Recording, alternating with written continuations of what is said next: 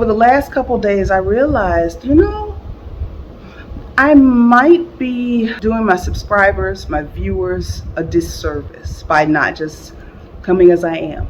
Because maybe you're feeling that way, you know? You're not your best self and you want to hide away from the world. When I recorded this video, I didn't realize that this month was Mental Health Month. But things work out sometimes, don't they?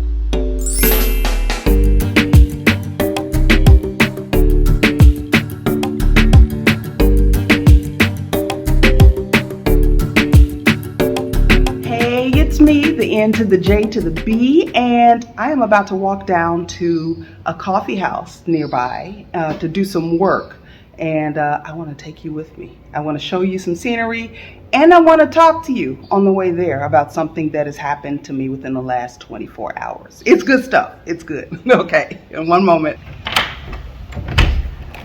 All right, here we go. Do-do-do-do, do-do-do-do.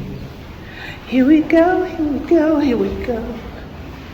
So, I was talking to somebody yesterday, a friend of mine, and I was telling him that the whole time I've been here, I think I've seen one railing ever. Look, those are my stairs. There's no railings up there. There is a wall, thank God, but a lot of places have these stairs and there's just a drop and there's no railing. All right, here we go. I walk out my door and this is what I see. It's beautiful, huh? So here, I'll show you the path and then I'll turn the camera around. Listen to the birds. Oh, wait a minute. I want to show you the bananas. Hold on. Where are they? Right here.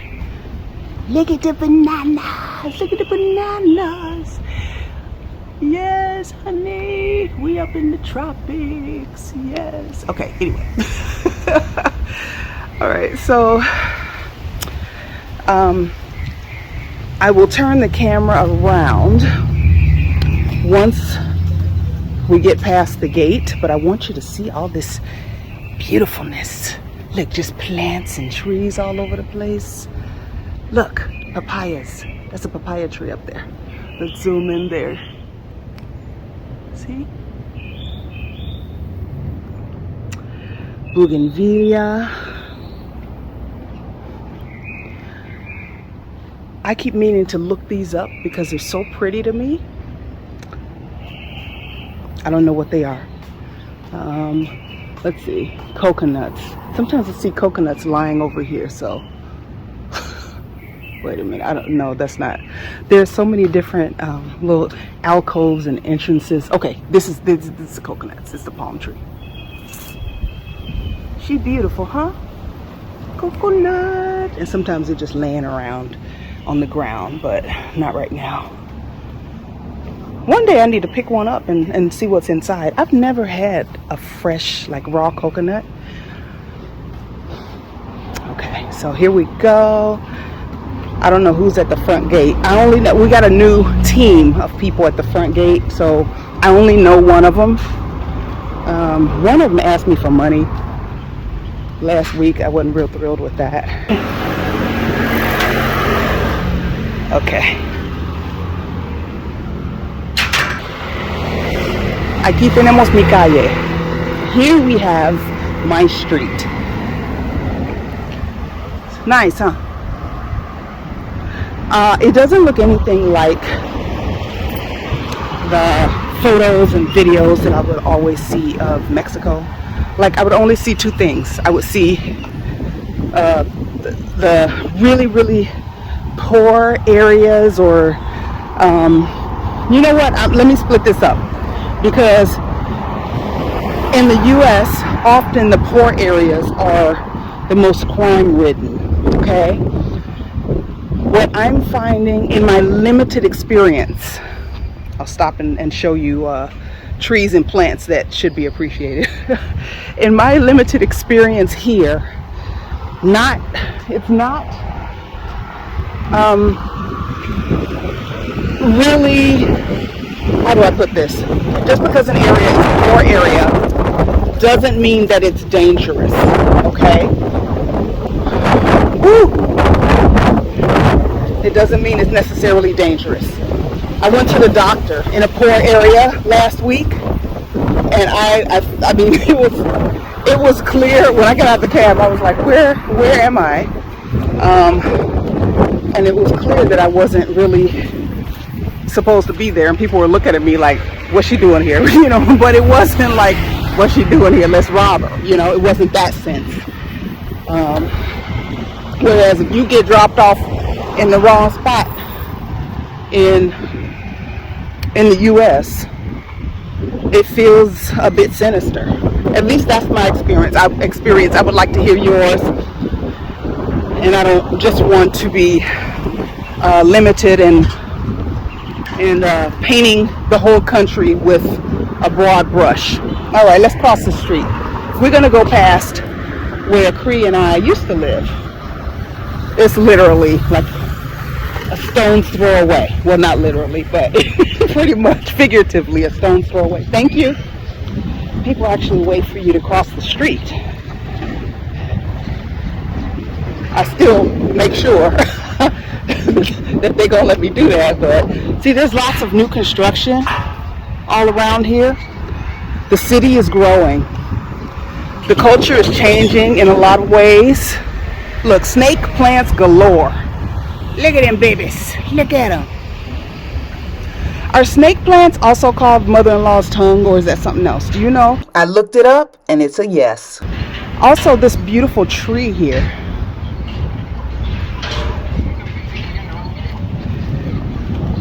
I don't want to get on these people's grass, so I'm gonna just zoom on in. Look at these. If you love plants, I'm gonna tell you. The only other place that I've been where the greenery is similar to this is Cuba. Similar climate. Here, butterfly. Hello. Oh, he just chilled right in the middle of the... Hello, butterfly. Yeah, I'm gonna walk over here now. I'm gonna step... Oh, well, okay, maybe not. He said don't come too close. Okay, all right. So this is where Cree and I used to live, here at Bamboo. I don't think I told you that when we lived here, because, you know, I can't have people from the internets, the interwebs, showing up at my crib. But this is where we used to live. And so this is a new development coming up. It's called Colmena. I think it starts with a K. Colmena. Oh, and more, look, coconuts. I haven't been here long, but I'm told that the city is changing a lot, and it would have to be. If people are moving here, they bring, you know, customs and habits and things with them. With us, I should say. And so, to me, it's important to be mindful of being in someone else's space. Yes, you want to make a home, you want to make it your own, you want to feel comfortable, but hopefully your reason, at least one of your major reasons for moving to a place, is because you like the culture and not because you want to go and conquer, you know. I don't want to be a colonist. I want to be comfortable. And I'm a resident now. I don't know if I told y'all that or not, but I am a legal resident of Mexico now. Woo-hoo. And although I was not invited here, I feel like Mexico has welcomed me.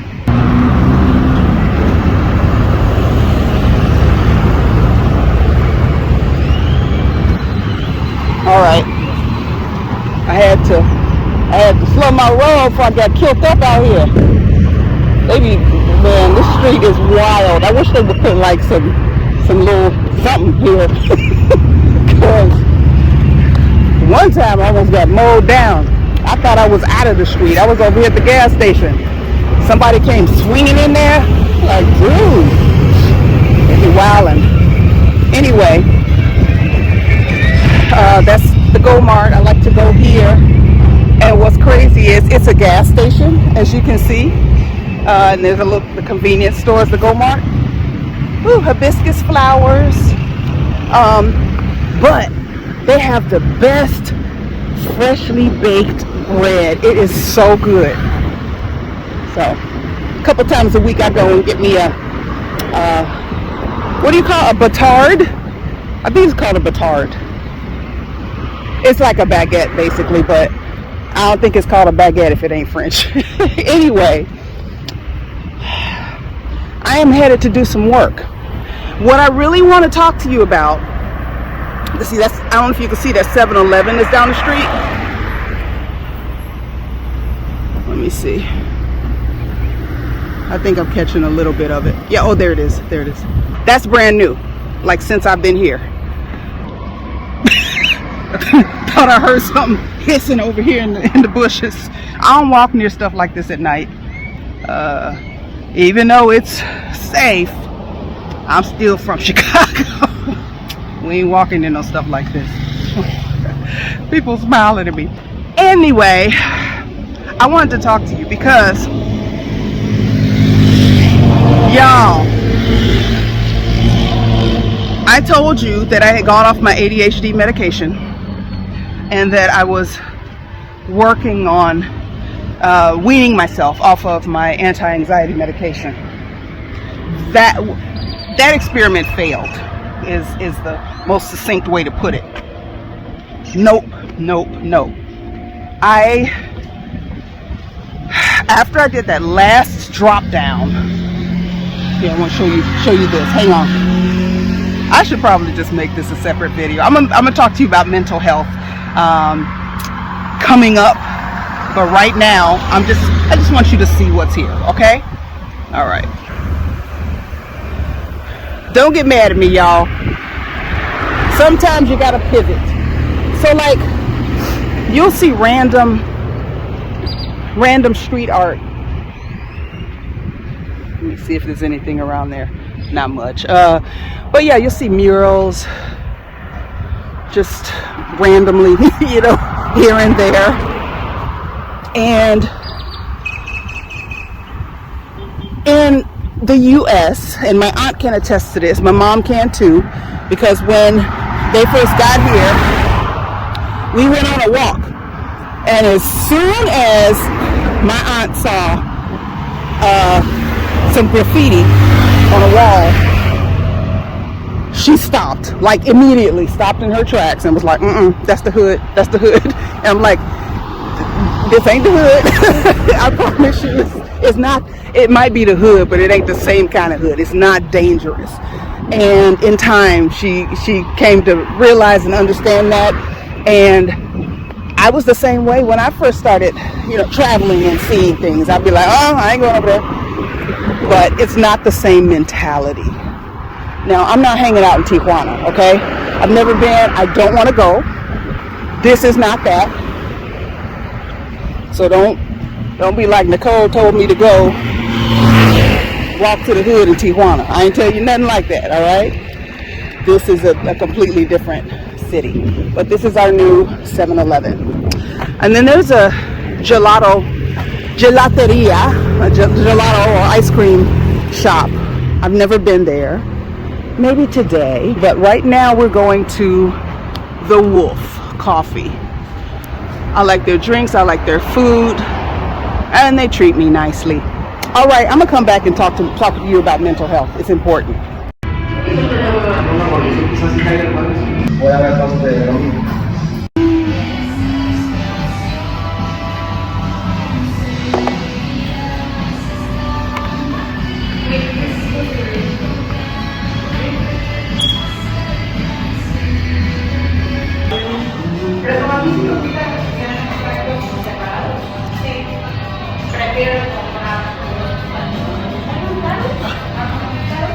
Look at that sky. All right, I'm on the ugly side of the street, so ain't nothing to look at. I just left the coffee shop. You know, I think that's gonna become my regular place where I go and get out of my space to just clear my head and work. You know, because when you're at home, even if you live in paradise, it's easy to get distracted by the things that you see that need to be done. So when I need to get out, that's an easy place to walk to and I like the fact that it's locally owned. There's a Starbucks within walking distance too, but I'd rather have the money stay in the community. Oh, what's this? Balab Healthy Market. Hold on, let me show you. I don't know about this place, but they have an Instagram and a Facebook, etc., etc. I'm gonna check them out online. And if it seems like I need to be up in there, I'm gonna be up in there. Yeah, I like to support the local vendors. Otherwise, you end up with nothing but Starbucks and KFC everywhere, you know? And part of moving to a different place is to get a feel for the local culture. So, what I told you I was going to talk about is mental health. Try not to get killed up out here while I'm talking about mental health. Physical health is important too. I realized something about myself. I am always honest with you. People can say I'm a lot of things, but one thing I'm not is a liar. What I will also say is that while I will tell you the truth, I ain't never gonna tell all my business. Just because why? For what? The people who need to know certain things know. A whole internet don't, you know, like, this is my thing. I know some people will tell every bit of their business, and if that's how they roll, they like it, I love it for them. But I just, you know, some things are personal, or information is disseminated on a need-to-know basis. Hola. No, come allá. Sí, no necesito. Gracias. When I'm not feeling my best, and I've told you this before, I don't like to film because, first of all, I don't feel like talking to anybody. Secondly, I always think, don't nobody want to see this.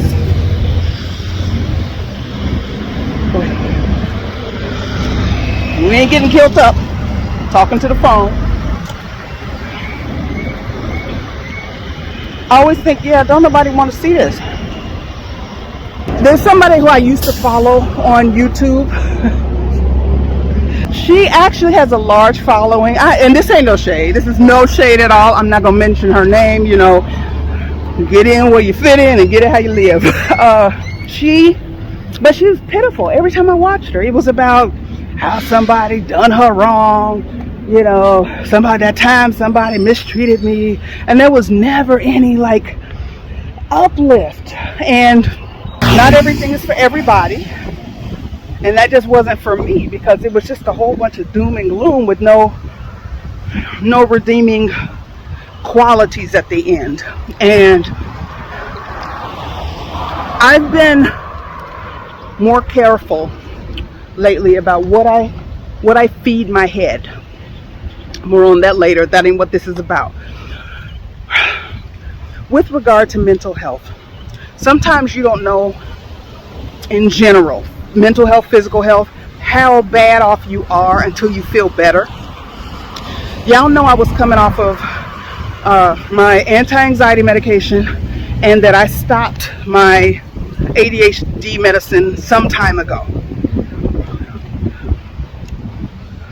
I quit that cold turkey because it was like short acting anyway, and so no repercussions aside from being more scattered than I was on the medication. But I'm like, okay, I'm holding it together. The anti-anxiety medication, I could not stop that immediately without like horrible side effects happening. So stepped down once. Was uncomfortable for a few days, but got used to it. Stayed on that for a few weeks on that dosage. Stepped down again. And I filmed right after that step down, and I told you that I was kind of going through it for a few days. I wasn't real sure what was going to happen, but that seemed to mellow out. But then let me tell you. Hola. When I tell you I fell off a sharp cliff, my brain was not having it. Apparently, that little bit of a anti-anxiety medication was helping me to not feel the effects of getting off my ADHD medication. So when I took that away, when I say I was underwater, I felt like my brain was broken. And I don't say that lightly. How do I even explain to you what ADHD feels like at its worst? Okay, have you ever had the experience where you're on either your phone or your computer and you're trying to do too much at one time? You got a whole bunch of tabs open, you got you got the calculator open, you got 50,000 apps open, and this was more prevalent on older computers where you would hear the grinds, the gears grinding, the computer's working hard, and then it would just stop. You might get a little spinning wheel and it would stop, and you got to shut it down, open it up, and start all over. That's how my brain felt. Hang on, I got to go into the gate, okay? Here we are. Oh. Hasta luego. You know what? Maybe I'll take the long way around. You already saw, well, I don't know. No, because I'm talking. So that's what it felt like. I felt like my brain had ground to a halt. The thoughts were happening. They were happening so fast and so frequently that I couldn't execute anything. I was just stuck grinding my gears. I sat in one spot for like 2 hours. I had a lot of stuff on my to-do list. Important things. I had some nonsense on there too, but important things that I needed to get done. And I couldn't do them. I couldn't. I didn't have the bandwidth to do them. All I could do was sit in one spot. And I looked out at the trees, just trying to calm myself and hopefully regain control of my mental faculties, and I just couldn't. I just started crying. I was like, this ain't gonna work. Then I messaged a WhatsApp group. I'm getting my keys out. We don't use it very often in the US, but a lot of other places we do. And in WhatsApp, you can make groups. So there are lots of groups. And I'm in a bunch of them because they're really good resources for this. That short walk, glow. Really good resources. There are people in the groups who, some have been here forever, some just a short period of time. But when you share information, then everybody wins. So I messaged the group and I was like, look, can I get ADHD medication over the counter? Because a lot of medications that you need a prescription for in the US, you can just walk into the pharmacy and buy them here. I was told that that was not one of them. And there are some pharmacies that have a doctor on staff that will, I want to get my hand free, examine you for like $300 and prescribe the medication for you, because there are some of the short-acting medications people like to get high from. Where'd that come from? Hold on. Is that? Nope. Pulled out a different washcloth than the one I put in there this morning. I'm a little concerned about that. Okay, here's my hand towel. I don't know how long that other one been in there. I'm gonna throw it in the washer. But look. Oh. Okay. Anyway, let me sit down and talk to you. Let me turn this fan on first. All right, let's bring it on home, Nicole. I'm sitting right under the ceiling fan. What was I talking about? Oh yeah, I asked if I could get ADHD medication over the counter. The answer is not legally. Well, you can do it legally through a loophole, but those are from sketchy pharmacies, and the medication that you may get could be laced with fentanyl or methamphetamine. I was like, yeah, I don't want to do that. So somebody recommended a doctor and said she can probably get you in today. I messaged her immediately. She answered immediately, and I told her what was going on, and she made an appointment with me for the next day, which was yesterday. I wasn't gonna miss that appointment. I wasn't gonna be late. I didn't care what happened. I was gonna go to that appointment and get myself some help because I was pretty bad off. I was barely functioning. You know, it was like my body was going through the motions. I'd get up, you know, I'd do some things around here. Coffee, because caffeine is a stimulant, like became my lifeline, and I went from drinking decaf to drinking like 3 cups of caffeinated coffee a day just to function at a basic level. I was in trouble. So I went and saw this doctor yesterday. She was I told her, I said, you know, I'm sorry if I make some mistakes because Spanish is not my first language. And she was like, oh, do you want to do this in English? I was like, yes, say less. So we conducted everything in English. But even though she's a general practitioner, and she did refer me to a psychiatrist here, she understood ADHD in a way that I've never heard a doctor talk about before, like in person. I've heard doctors on the internet say it, but nobody in my real life. I sent her my history from the States. I was able to get it off of my chart and send it to her so she could see, you know, my allergies, what medication I'm on, health history. And so she looked that over. We talked. She took my pulse. She took my blood pressure. My blood pressure was higher than I've ever seen it ever. Now, 2 things. I've been very stressed. And the other thing is that the anti-anxiety medication that I'm on raises my blood pressure. So that's another reason I'd like to be off of it.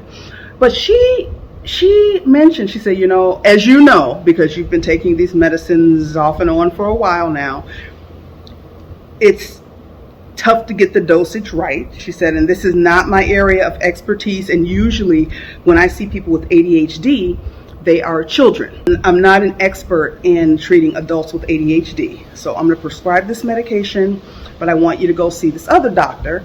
And she told me where he was and everything. And she said, because he is an expert and he'll be able to, like if you need an adjustment, he can do that. If you need a psychologist, you know, he can do that. I said, okay, thank you. And she said, because when you have anxiety or ADHD, autism, things like that, it gets to a point where it's hard to realize what is the neurodivergence or the illness, and what is your real personality. And I was like, oh my goodness, thank you. Because there's so many things that I thought were just normal, that everybody did them for a long time until I got diagnosed and I started digging into, okay, well, what is ADHD really? Like, because I always thought it was, you know, kids that's running around, won't sit down, you know, like that's what I thought it was. I'm like, okay, getting diagnosed as an adult, what exactly does this mean? And it can present in a number of different ways. The reason why so many middle-aged and older women, like perimenopause on up, are getting diagnosed is because as your estrogen level decreases, well, there are a number of reasons, but one of the reasons is as your estrogen level goes down, so does your dopamine available in your brain, and all the tricks you've been using to keep yourself afloat, you know, all the things that you considered a superpower. Hey, yeah, I can juggle. Yes, I can hear 3 conversations at once. Yes, I can do 5 things at once. Yes, I can stay up for 24 hours and meet a deadline. I can do all these things. And these are things that you get rewarded for. But You get to a point where you ain't got no more dopamine, and those tricks do not work. And all you want to do is sleep, and your brain just will not cooperate with anything productive. You know, it's like if I ain't really interested in it, it ain't gonna happen. It feels awful to just not have your brain cooperating with you. One, that's a terrible thing to have happen. Two, it gets labeled as lazy. You get these people who are like, oh, well, just get off of red dye number 2. Oh, just get off sugar. Oh, Look, most people who are on medication to help their brain do not want to be on medication. Okay? It's not fun. It's not a good time. All right? It's necessary. You know, we're not talking about people who are buying Ritalin or, crushing it up, sniffing it, things like that. We're talking about functioning on a basic level. And I was not. Something that I'm embarrassed to admit. But I'm going to tell you, because I realized that while I've been saying, I want to show up as my best self on this channel. And when I talk to you, I want to be my best. I want to give you my best. And I don't want to be pitiful. I mean, sometimes I am. Sometimes we pitiful. Sometimes in life we are pitiful. Here, let me get this light so I can have this glow. Okay. Yeah, sometimes it be like that. That's just the way it is. And I've realized in the last couple days that while it is true that I want to give my best self to you and to this channel and be coherent and I mean, you've gotten used to me jumping all over the place. That's just like, I can't do nothing about that. I can't do nothing about it. And there are people who comment and leave nasty comments. Okay, this ain't the channel for you. I'm sorry. I'm sorry. You waste. Well, actually, I'm not sorry. This is what I got. We all got something different. This is what I got. And if it's problematic, then I wish you well. That's all I can say. But not only was I not showing up because I want to give you my best, but there was also an element of not wanting you to see me when I wasn't at my best. I could tell you what I was going through, but like, it's showing up when I'm like, well, I always have dark circles under my eyes, eye rubbing and family history. But, when I'm just looking like death warmed over because I'm struggling, I don't want nobody to see me like that. I don't want nobody to see me like that.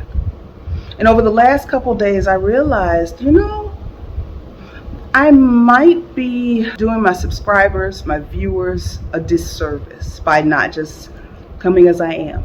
Because maybe you're feeling that way, You're not your best self and you want to hide away from the world. But this is life, It's life. And what's real is real. Sometimes we're not our best selves and we don't want to be in that situation, but it is what it is. But look,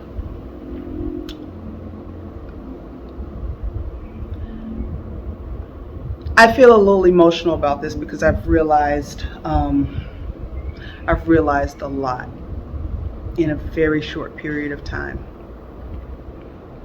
Yesterday, I went to the doctor. She wrote out a prescription for me. She explained some things to me about this particular prescription. I won't go into the details, but the short version is that not all pharmacies carry it because it's kind of like what do they call it in the U.S.? Like not a controlled substance, but like a Schedule 1 drug. You know how they treat Sudafed now? They lock it up. If you go get it, you gotta give them your ID and then you write your name down and all that stuff. That's what I had to do to go get my medication. I went to 3 pharmacies. I went to the one she recommended, which was right down the street from her office, and they didn't have it. They told me 2 other pharmacies in the same chain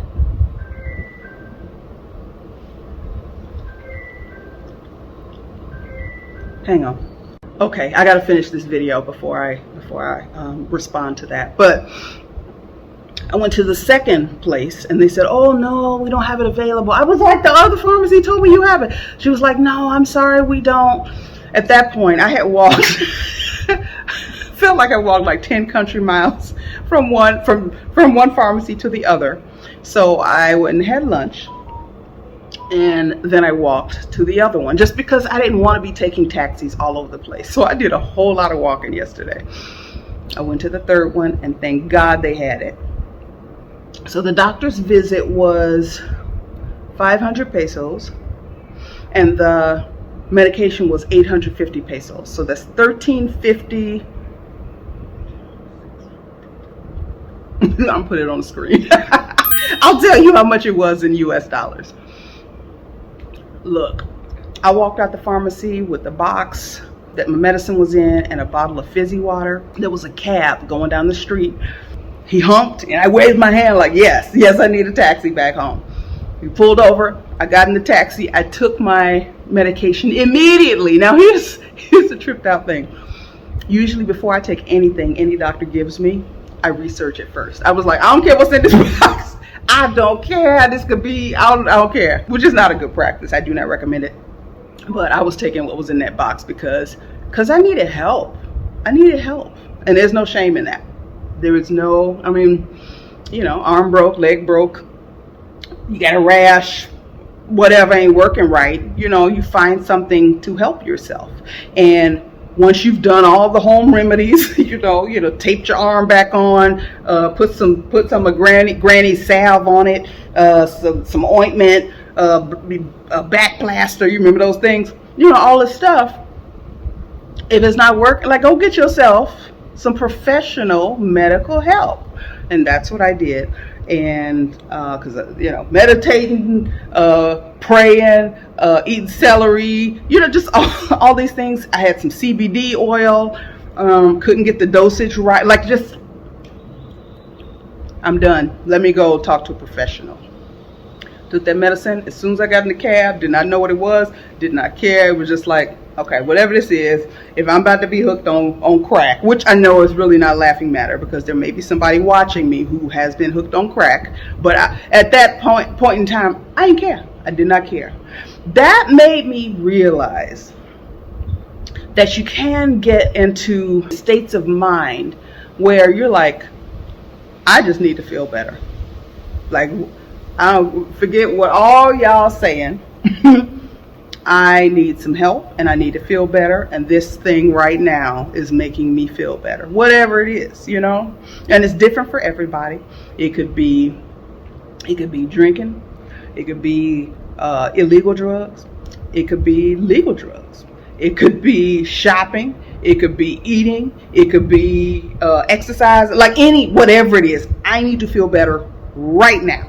And this thing is within my reach and within my power, and this is what I'm going to do. That's how I felt. It was like, if I did not have access to a doctor, if I didn't have access to medication to help me, who knows? Thank God I have had access to those things. But there are people who do not, you know, or don't know any better, and they reach for what is available to them. So it's just another reminder to be compassionate when people are going through things, you know, and not be judgmental, because we not all walk in the same path. We don't all come here with the same stuff. I consider myself to be strong. I think I came here with a measure of moxie by the genetic lottery and by upbringing. And I consider myself fortunate in that way, because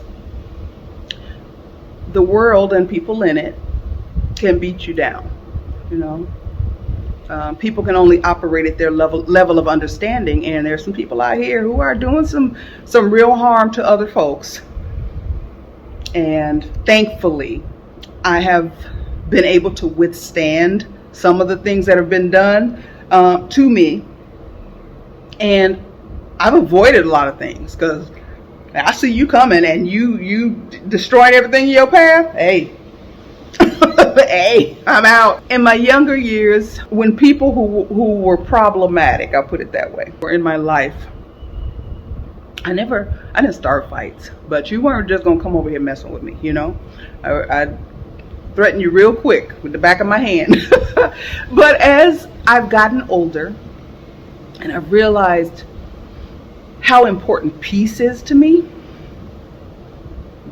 I mean, I ain't trying to give you the back of my hand. If I got to, I will, but I'm not trying to go that route no more. I'll give you the back of my head real quick. You just be talking into the ether. All about peace now. I really am. And about having good things in my life. And about 4 hours after taking that medication, like I gradually started to feel better from maybe 90 minutes after, and then about 4 hours in, I was like, yo, wait a minute. I feel like me again. You don't know how bad you're feeling until you feel better. Sometimes. It was like the color came back into the world, into my world, because I was bad. I was pretty bad off. I had a friend. She's no longer with us, but she had been diagnosed with complex PTSD, bipolar disorder, and schizophrenia.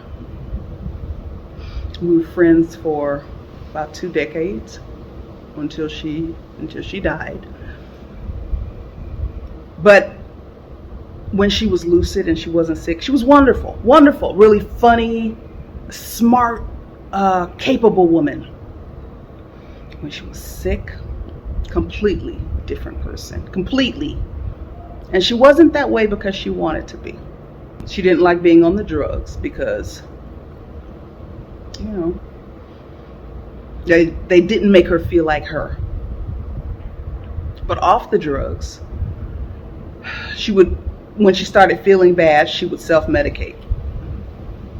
Beer, sometimes, you know, some illegal substances. And we would have conversations. And I could always tell when she was going down a bad road. She would start talking loudly, laughing at things that I didn't follow. Like, we having a conversation, now all of a sudden you laughing, and I'm like, this conversation took a left turn, and I don't know where you at, but I'm still over here on this corner, you know. And cursing more. And sometimes she would explain to me exactly what she felt. And it sounded, quote unquote, crazy. But it was real to her. Just like when I say, I felt like all the color had gone out of the world, or my brain had ground to a halt. I'm sure that's not what's happening physically in the physical world, but that's what it feels like. And sometimes you don't have the words to explain what's going on with you mentally in a way that is easy to understand for people who haven't been through it. So she would tell me certain things. And I distinctly remember her telling me one time that she felt like she was chasing her mind down a hallway. I know, wow, that image stuck with me. It's like she could feel her mental faculties like getting further and further away from her. And she's chasing them because she doesn't want it to happen. And I can honestly say this week I fully understood that. And my situation isn't as dire and it wasn't as severe as having bipolar disorder, schizophrenia, and complex PTSD. I'm not trying to equate the two. But if you got a mental situation going on, it's serious to you. It's serious to you. So I don't care what you have going on. You know, if you got depression, you got anxiety, you got ADHD, you got bipolar, you got schizophrenia, whatever it is that you have going on, please, I talk about therapy a lot on this channel. I'm also going to talk about psychiatry. Get yourself some help. There's so much of a stigma attached to needing medication for your brain. You're crazy. All right. Yep, I am. I'm crazy. Now, what else you got? I'm crazy, and I need medication so to help me be a little less crazy. All right, a little less of the bad kind of crazy, and more of the good kind of crazy. People need to shut up. I'm gonna make somebody mad. I thought about this morning. This morning when I rolled over, and I have trouble getting out of bed, and I've never been a morning person ever in my life. There were times when I had to get up in the morning, and it just always felt like torture. Just like, oh, it's morning, you know. Left to my own devices, I wake up somewhere between 9 and 10 a.m. So it's like, I don't know, 9:30. Roll over, I look at the trees and stuff. The scenery out here. And I'm just laying there. I still don't want to get up. I'm just laying there looking at how beautiful everything is and listening to the birds sing. And then I realize, oh yeah, let me take my medicine that my doctor told me to put right by my bedside, which is something I've never done before. I usually put my daily medication I have to take, I put it by my toothbrush. It's like I brush my teeth every day, I'll take it then. But I took it while I was still in bed. And do you know, within 10 minutes, I was like, I'm up! I jumped out of bed singing. I was like ready to face the world. I haven't felt that way in I don't know how long. Once upon a time, I used to put B12 by my bed. It's been a lot of years since I did that. And that would help me. Like within a few minutes, I would be like, okay, I feel enough energy to get up. Like, oh my goodness. It's not me being lazy. Because I do more after 8 p.m. than most people do all day, to be quite honest. I do, like, I'm just like awake at night, more alert at night. But